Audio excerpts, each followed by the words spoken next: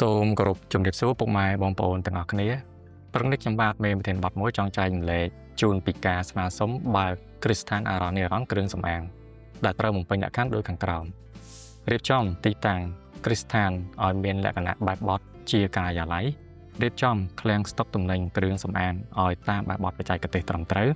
នាំចូលនិងចែកចាយគ្រឿងសម្អាងដែលមានលេខប្រវេទពីក្រសួងសុខាភិបាលត្រូវទទួលខុសត្រូវនូវគុណភាពនិងសុវត្ថិភាពគ្រឿងសម្អាងដែលយើងបាននាំចូលនិងចែកចាយសូមភ្ជាប់មកនៅជាមួយនឹងឯកសារមានដូចជាប្រវត្តិរូបសង្ខេបរបស់ម្ចាស់គ្រឹះស្ថានមានបញ្ជាក់ពីភាពត្រឹមត្រូវអត្តសញ្ញាណប័ណ្ណសម្រាប់ជនជាតិខ្មែរឬលិខិតឆ្លងដែនដែលមានទិដ្ឋាការលើសពី3ខែឬកិច្ចសន្យាផ្ដល់ទិដ្ឋាការ